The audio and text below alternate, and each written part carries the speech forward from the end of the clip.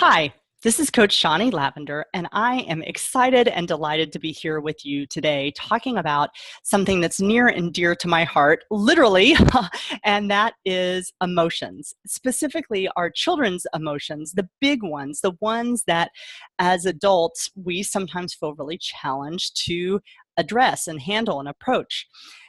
And I want to talk to you specifically about why it's so critical to approach their emotions in a really productive, healthy way.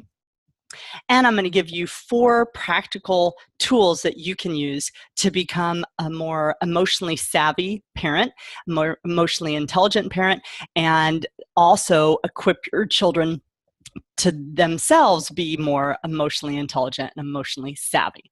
So it's good, fun stuff. I'm excited, and let's just jump in.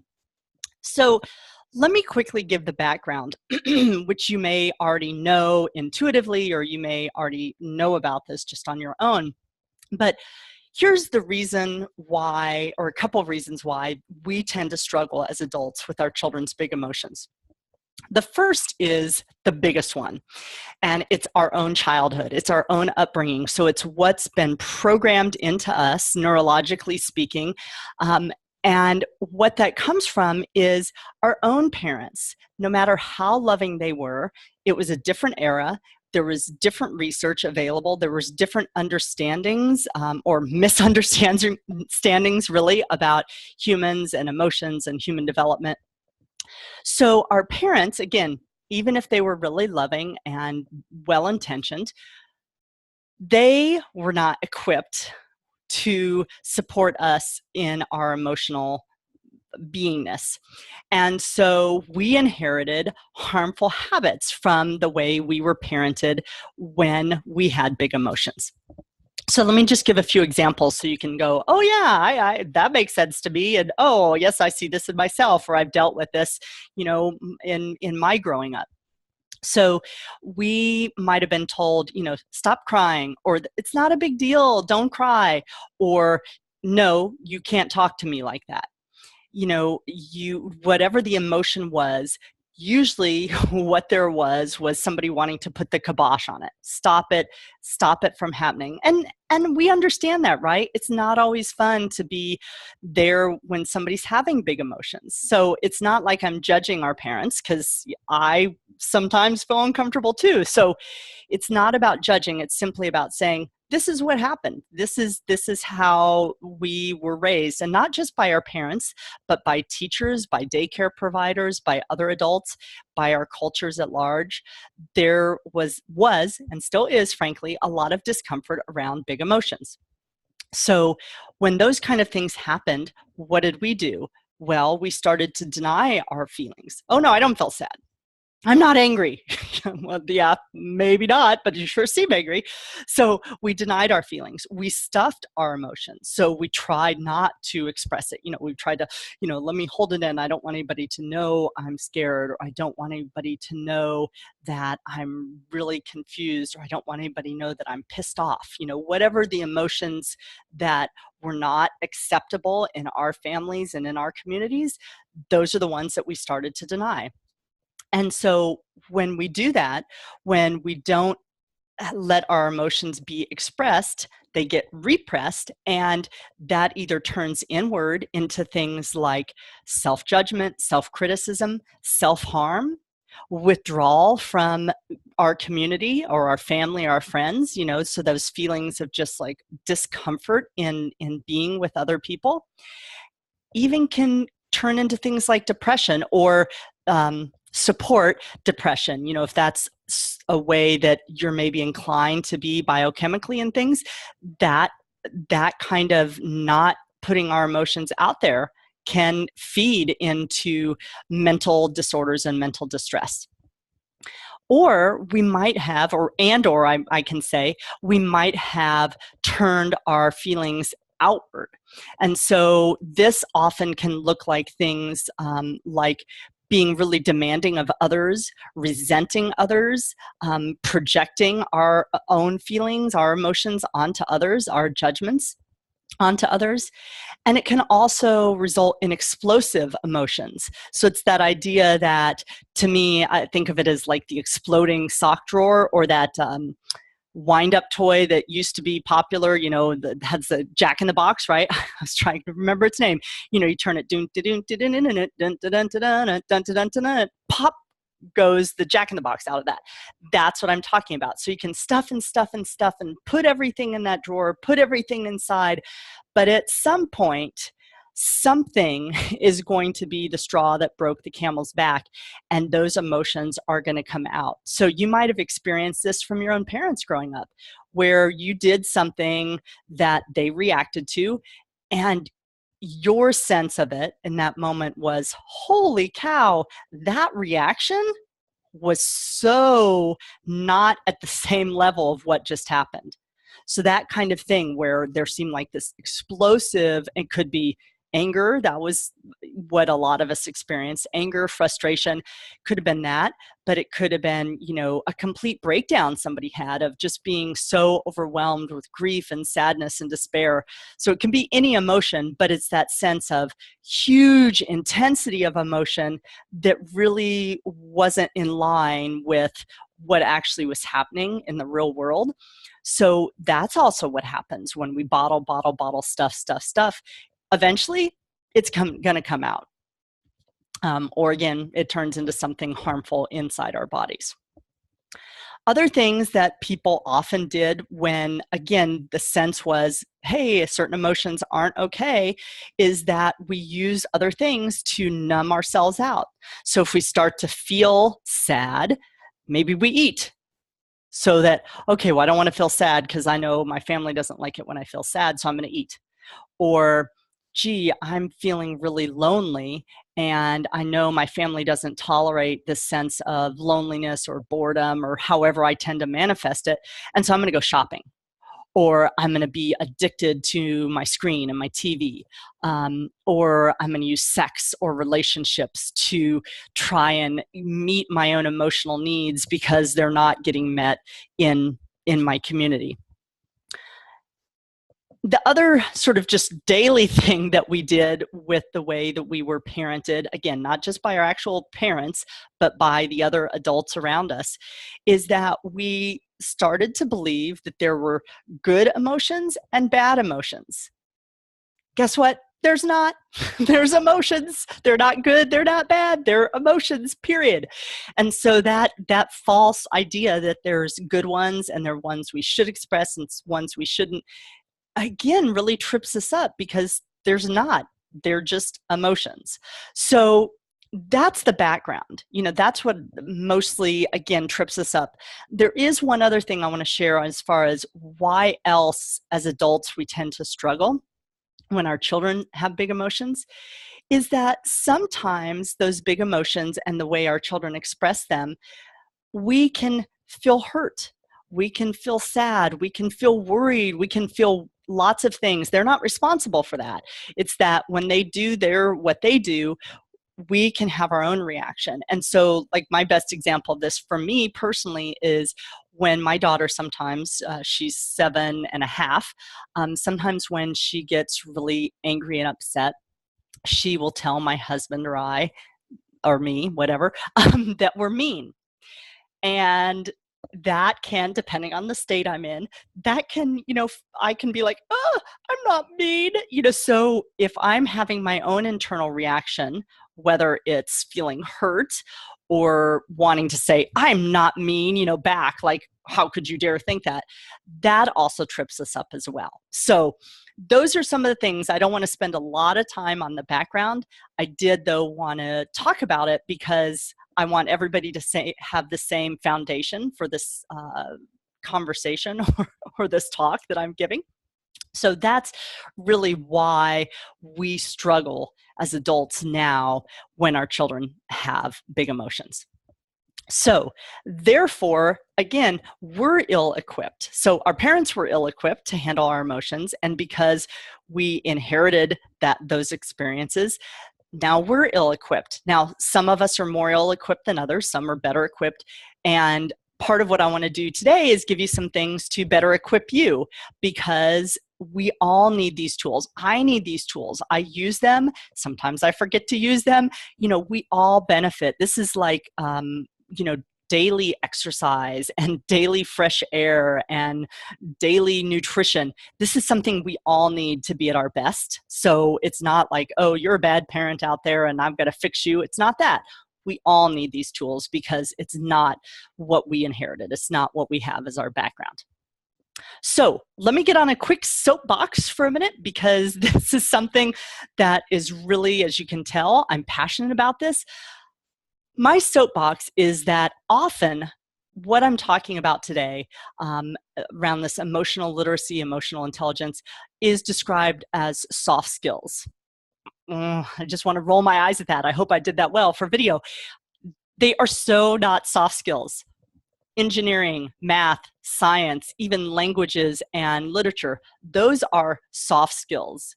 By that I mean anybody can be taught those things with effective teaching. Now, some of us, me, may not be strong in math, but I can still learn it. Emotional intelligence, these are really complex, demanding skills that everybody does have the capacity to learn and everybody can learn. But to say that they're soft skills is, one, false. Two, really devalues that these are skills that are going to radically impact the quality of your life. Math and science, yeah, builds buildings and it, creates bridges that stay up or not. Those obviously are important skills too. Simply, I want to say this because I hear so many people sometimes being like, no big deal. Huge big deal if you want to have relationships with other human beings and you want them to be quality relationships. If you don't want that, then don't worry about it. So that's my soapbox. I'm done. Take a drink here.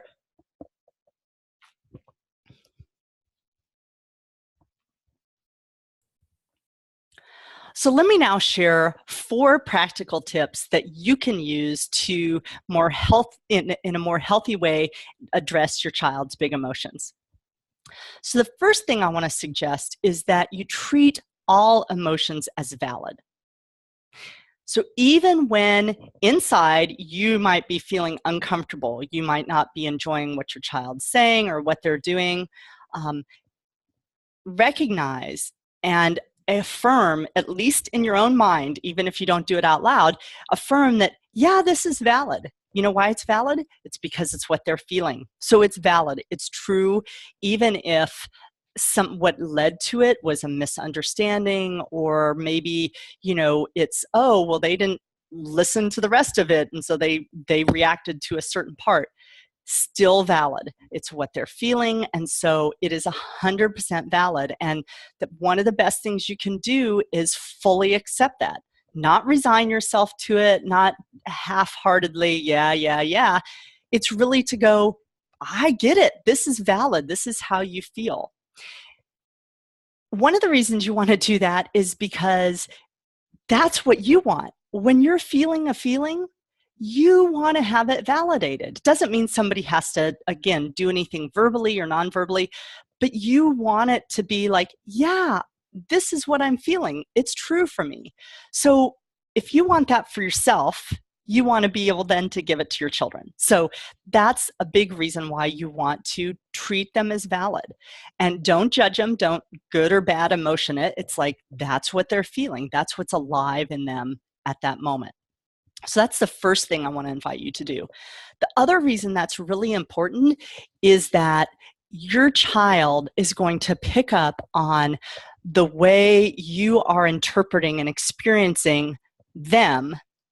And that's part of where they then learn how they're going to deal with their emotions.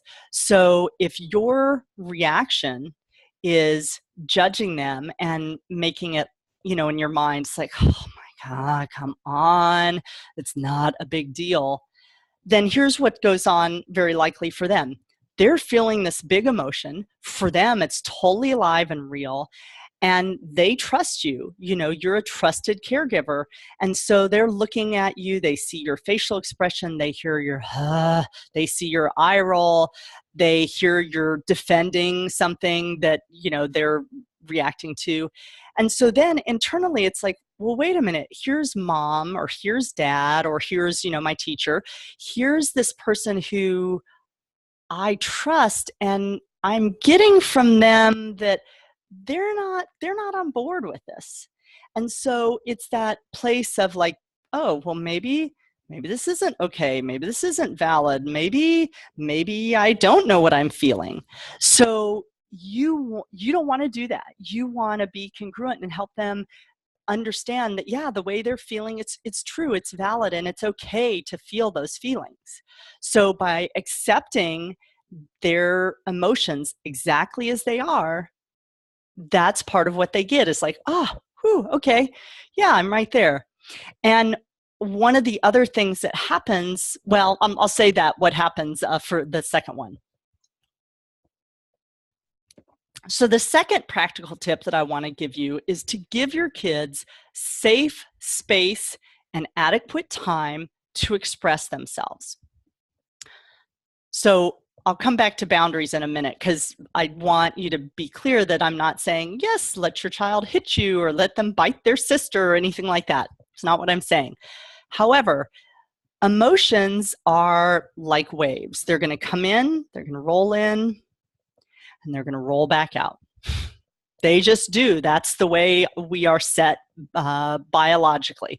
So our emotions are going to come in, we're going to feel them, might be high intensity, doesn't matter, but they're going to come in, we're going to feel them, and they're going to ebb and they're going to flow back out, and we'll be on to another feeling. And you know this very well with young kids, because that's so much where they are, right? 1 minute they're like, ooh, they're laughing. Then they, stub their toe or scrape their knee. They're crying just incredibly for 1 minute. And then they're like, oh, I gotta go. And they're running around again. So we sort of as adults sometimes say, what? But that's the way emotions go, is they flow in and they flow back out. So when you give your children safe space and adequate time to express them, that's what they're going to experience. They're going to be like, ooh, okay, now I'm done. When we attempt to control and manipulate them, even out of a positive intention, like when our child is hurting, emotionally, they're sad or they're scared, and we come in a way that is trying to sort of negate it. We're wanting to be helpful, like, oh, I don't want you to feel sad, and oh, it's scary, and I know. So intention is noble, and yet sometimes the way we do that has a way of, again, trying to put the kibosh on that emotion. And so then, again, leads our child to, oh, I got to stuff it. And so now it's still there, it's in that pocket waiting to come out. And maybe it comes out an hour later when we're not there to support them. And that's so much harder. So if you can be there and create that safe space and adequate time to support your child to feel their emotions and express them, then they get to express them and they move on to the next thing. So I'm going to give a quick story on this as an example.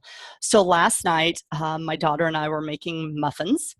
And we were towards the end. We had the dough. They hadn't been put into the muffin tin, but I put some nuts in the muffins, because sometimes that's what we do.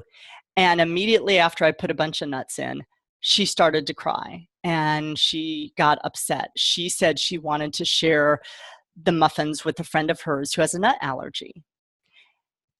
And even now I can feel it. She was so upset, and I felt sad.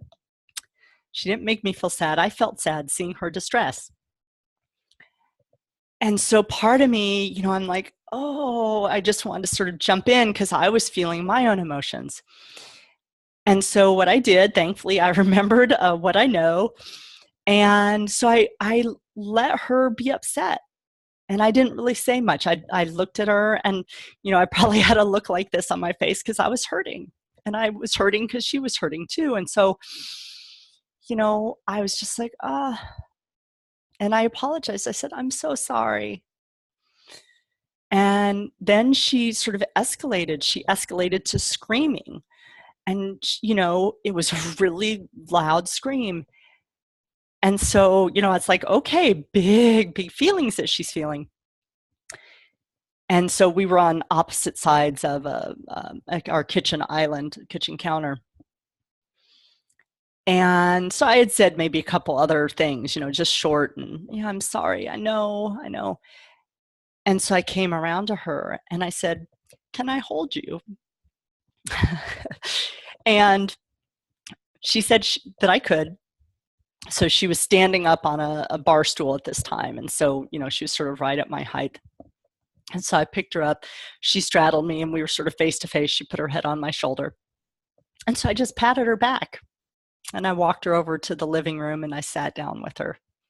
And I just, I put my head against her and rubbed her back. And, I probably did that for, I don't know, 10 seconds. And then I could, hear that she was crying less, and I could tell just by her physicality, I could feel her relaxing into my touch and my hold. And so then what I said was something to the effect of, am I a big poo-poo head? And I just, I was just being light. And, she looked at me and she's like, "No."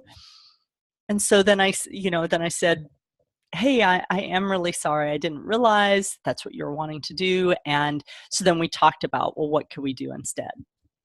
And she was done. She had moved through that emotion. And yeah, it was challenging for me at first. Sadness is something I deal pretty easily with. And yet still, as you can tell from this video, my heart was really evoked. And so that part of me as her mom that wanted to just make it all better right away. I don't want to see you cry. I don't want to see that distress. Yes, that's in me. And yet I know that that actually is not helping her. She's crying, she's distressed, and it's okay. And it's okay to have that. And so in that moment, thankfully, I was able to give her the safe space and adequate time and loving support. I'll add that in there, but I was able to do those things. And she moved through. She didn't really need me per se, but being in a certain way with her gave her that space so that she could move through in a very natural way. So the third practical tip I have for you is to appreciate your child for being real with you.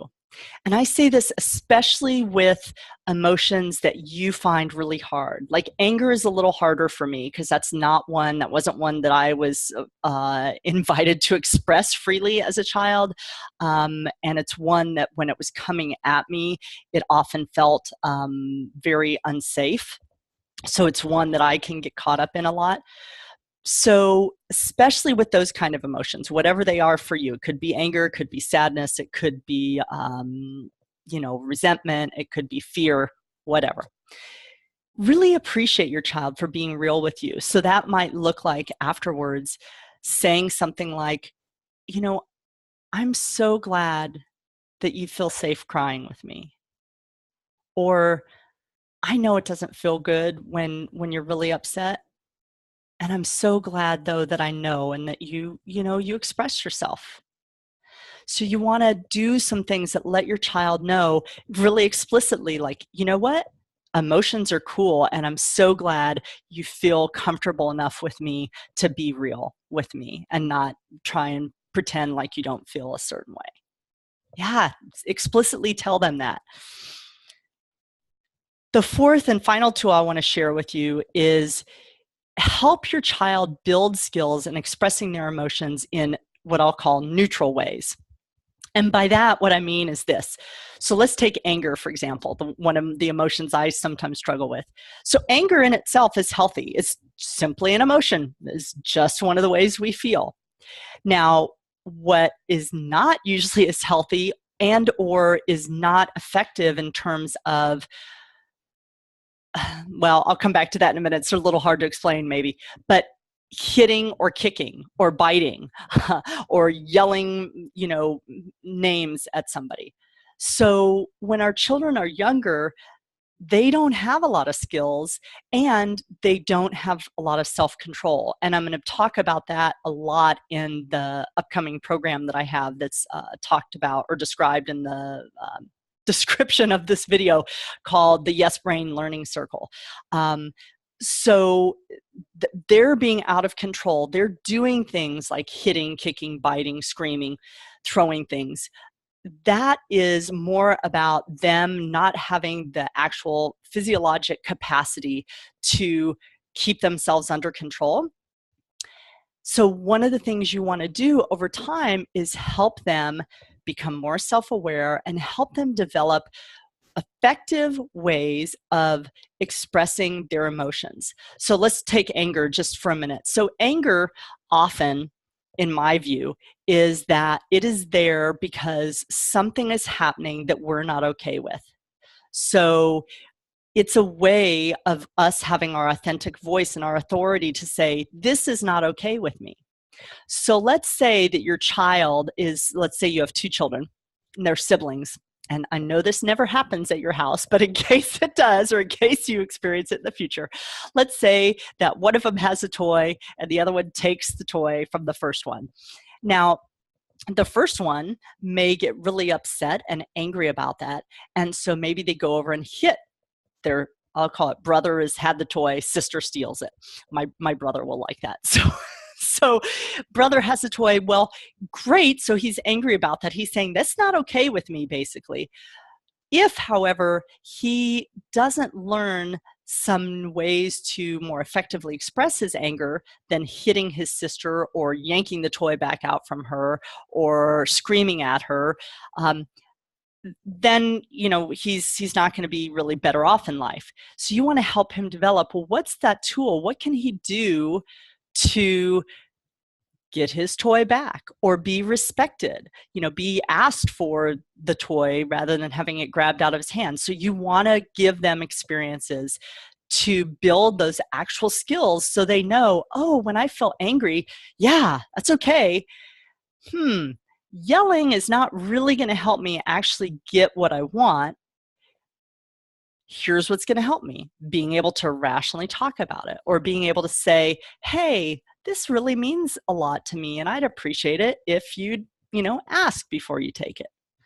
Things like that. So again, those skill building, that's a big part of what the Yes Brain Learning Circle, which starts March 30th, what we're going to be doing. We're going to be going through Dan Siegel and Tina Bryson's new book, The Yes Brain. And I'm going to be giving detailed chapter summaries because I know some of you may not have time to do all the reading on your own. And then I'm going to give specific homework so that you will be building skills in being an effective teacher with your child so that you and them together can learn how to develop more of these emotional literacy skills, these ability to self-control, ability to regulate when we feel big emotions, to come back into a calm place where we can be rational and problem solve and things like that. So that's a big piece. So look at the link there. It's a wonderful program. It's 6 weeks. It's self-paced, and you can get all the details at shawneelavender.com/yes-brain. So look at that link. You can register there as well. And there's less than 10 slots left. So and we start next week. So let me recap the practical tips. Number 1, treat all emotions as valid. So even the ones you feel uncomfortable with, you want to, yeah, they're valid. That's true, and it's okay. Number 2, give your children safe space and adequate time to express their emotions, to let them out so they can flow on that wave and flow back out. Number 3, appreciate your child for being real with you. That takes a lot of courage to be willing to show up as, yeah, this is how I feel right now. And yeah, I don't know, maybe the person won't like it. So that takes a lot of courage. So acknowledge your child for their willingness to show up as exactly who they are. And number 4, help your child build skills to express emotions in neutral ways that are going to be effective for what's underneath that emotion. Like if they're feeling sad, for example, I'll give one more example. If they're feeling sad, and right now the way they deal with that is they run away, like into their room, and they isolate themselves. That may be helpful for them. Sometimes maybe they need time to settle. For many people, though, having some loving companionship and loving support when we're feeling sad is really healing and really therapeutic. So if right now they get overwhelmed and they run away and isolate themselves when they're feeling sad, they're doing that alone. So you might want to consider, how can you help them still have the space that they want and yet be in loving support so that they're not going through something alone. Okay, so just wanted to give a difference. Since I did the anger piece, it's like, yeah, we know about that a lot, but there are other emotions that, again, children need skills around. I hope that those practical suggestions are helpful for you. And if you are like many people out there and have a sense of this is something that is critical and is something that is worth spending more time on and energy, especially given what I talked about at the beginning, our own background and why we struggle so often with this topic, I really invite you to reach out to me and consider working with me one-on-one, or consider doing one of my programs, specifically the Yes Brain Learning Circle, because this is something I want so much. Because for those of you that don't know or haven't heard me say it before, I do this work for my need and my want to transform the world, because I see so much out there that I don't think works well. And I think much of it is rooted in our own childhoods and what we experience. And so for me, this work, I do this work to be about complete transformation. And I'm always working on myself, and I love to work on myself and work with other people who are working on themselves and supporting them in that process. So please check out my links, check out my other videos. You can find me most Thursdays here on Facebook. I almost said YouTube, Facebook, at about this time doing these conversations. You can see other videos on my Facebook page, Shawnee Lavender Parent Coaching. I'd love to also have you join my free Facebook group, the Conscious Moms Circle. You can apply to join, and there's 3 questions I invite you to respond to before we accept you into the group to keep it a safe space. And then I also have videos on YouTube. It's these same videos, but some other ones as well. So you can subscribe to my YouTube channel and things like that. If I can support you directly, please don't hesitate to reach out. You can find links for that at shawneelavender.com or on my Facebook page. So thanks so much for your time, and I wish you all a emotionally invigorating day, and a day where you feel supported and you feel more equipped to support your children in feeling their feelings in a healthy way. Thanks so much, everybody. Take care. Bye-bye.